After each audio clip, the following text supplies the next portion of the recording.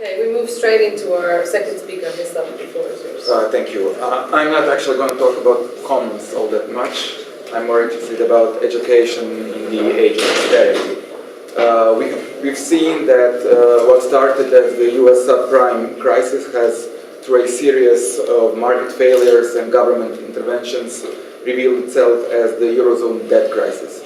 The massive bailout programs that were created with the purpose of keeping the financial sector afloat forced many governments to move into the deficit positions. Not surprisingly, the peripheral countries as the weakest links within the Eurozone have suffered the most. Although somewhat less spectacular, the spillover effects of the crisis were no less felt in the peripheral countries outside of the Eurozone and sometimes outside the EU altogether. These economies turned out to be extremely vulnerable to the contraction of demand in the Eurozone and a sharp reduction of capital inflows. In Croatia, like in some other countries, the crisis has made plain the structural deficiencies that were hidden in the time of elusive prosperity of the pre-crisis period, roughly between 2000 and 2007. Inasmuch as the financial crisis is immediately accompanied by the public sector crisis, it is important to keep in mind their related nature as a prerequisite for understanding where austerity pressures are coming from. The flight to austerity has been, that has in numerous ways shaped the European societies in recent years, can be perhaps judged best if we turn to the system of education. As analytical tradition built upon works of Pierre Bourdieu made clear, the educational system is an ambiguous sphere or realm in which people can acquire instruments of reflection that could be used for critical examination, that is, for challenging the dominant social order. But at the same time, in contemporary capitalist societies, the system of education is a site of reproduction of the ruling elites, in which the forces of inherited cultural and economic capital are making life very difficult for the vast majority of pupils and students with less fortunate family and social backgrounds. In the context of the examination of austerity politics, we can think of education as a site where various forms of capital collide with official state-driven educational policy in order to produce outcomes that will have a long-lasting impact on society. People are usually aware to a degree, especially if they are placed in a university, of the multiple and long-lasting effects that educational system will exert upon society. That is certainly one of the reasons why the rise of tuition fees has caused so much social rage in Europe. And the latest case was, of course, massive protests in London. Of course, tuition fees are only the most visible part of total financial burden placed upon a household as some of its members strive to get a good education. In the case of Croatia, for example, the costs of accommodation, food and transportation by far exceed the cost of tuition fees. This does not imply that the payment of a tuition fee causes no financial stress for low and middle income households. It simply means that tuition fees are a part of the overall costs of education and should be viewed as such. It is possible to imagine a situation in which the rise of tuition fees would be offset by, say, a rise in real income or by an expanded program of government subsidies. However, the real historical development took just the opposite course. As tuition fees rose during the last 10 to 15 years, programs that are supposed to protect the most vulnerable parts of the society remained underfunded and underdeveloped. At the same time, things went from bad to worse for many households as the economy started to deteriorate rapidly after 2008. Flows of income to households were reduced substantially as unemployment reached double-digit figures. At the same time, there is a general trend of the rise of household debt in the most post-socialist countries, including Croatia, and Croatia fits well within these trends of rising unemployment and rising household debt.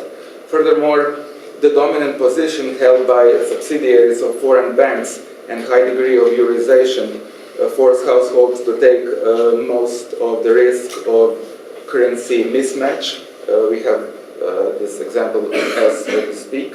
The task of having to deal with two currencies at the same time can be indeed a tricky business, as families with their mortgages denominated in Swiss francs have had to learn the hard way.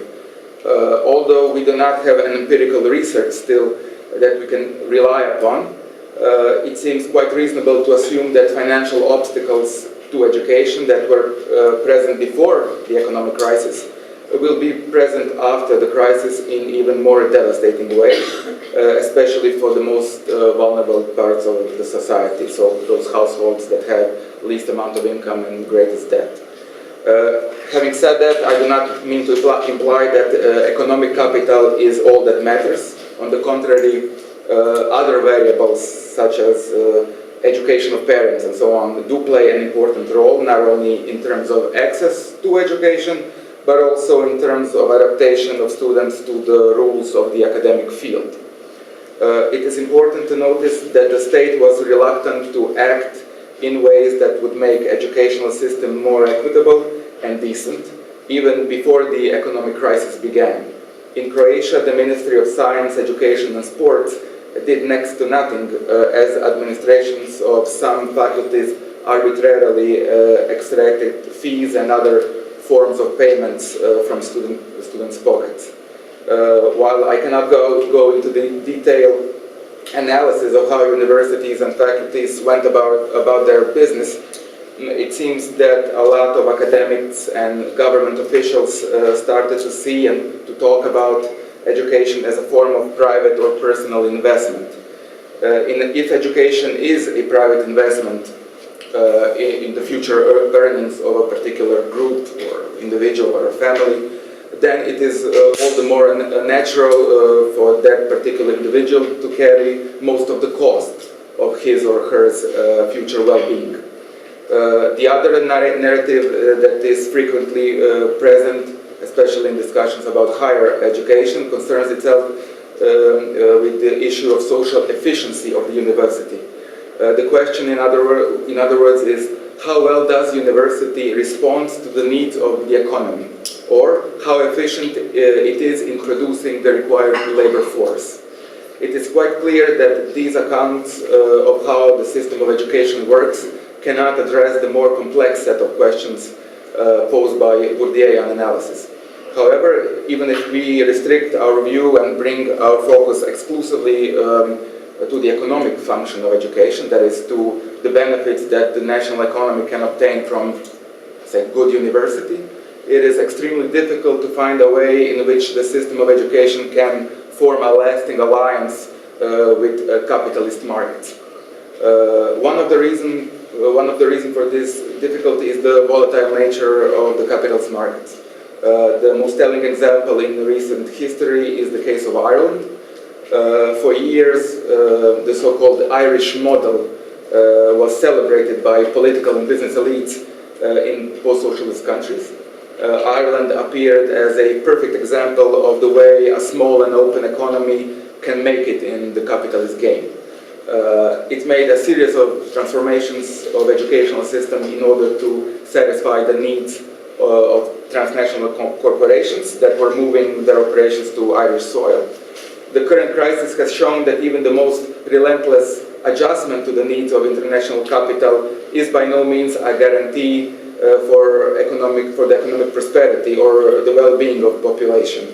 Needless to say, the austerity programs that Ireland is currently undergoing have caused a real crisis of the university with increasing budget cuts, layoffs, and so on. So, if the criticism of economic determinism in the analysis of educational system is justified, then another framework should be given primacy. It is true that education and knowledge can become a commodity or used for commercial ends. But this just trivially follows from the fact that anything that can generate a stream of income, and a stream of income can be used for commercial ends.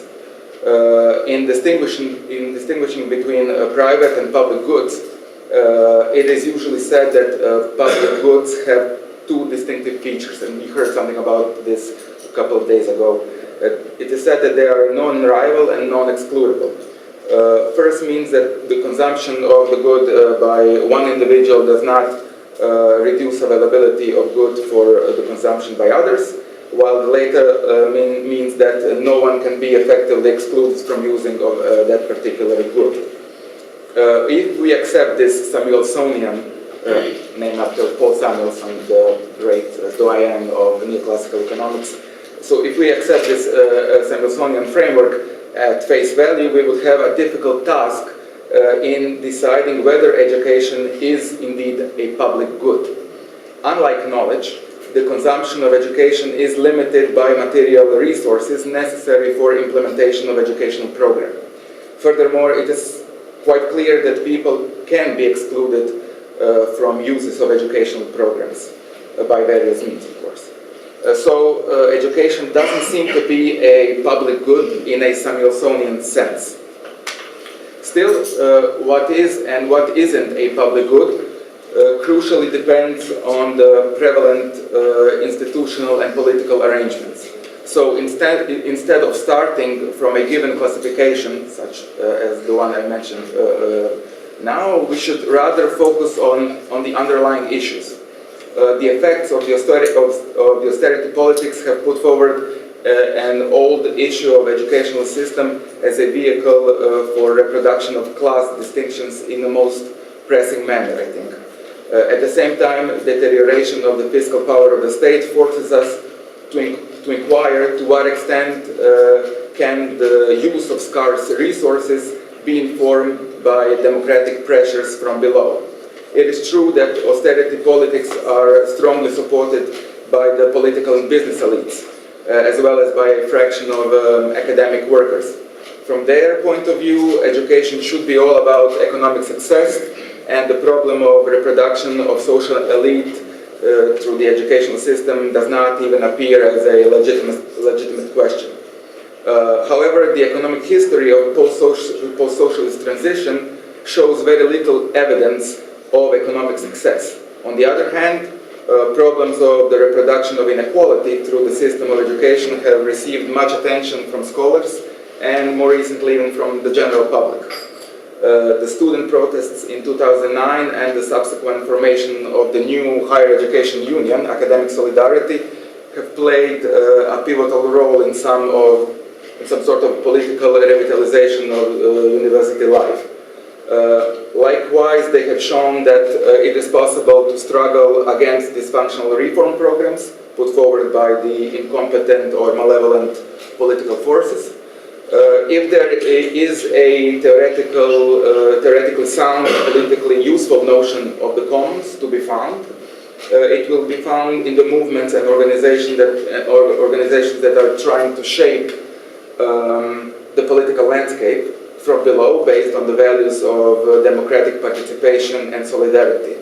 Of course, we should make no mistake. These kinds of movements and organizations usually have limited political impact because they have limited political resources. Therefore, it is very unlikely, in my view, that they will have a system-wide effect. However, they can be a useful tool in the struggle against austerity, that is, in providing the shield or in preventing the shift of the costs of economic downturn and crisis onto the back of the people.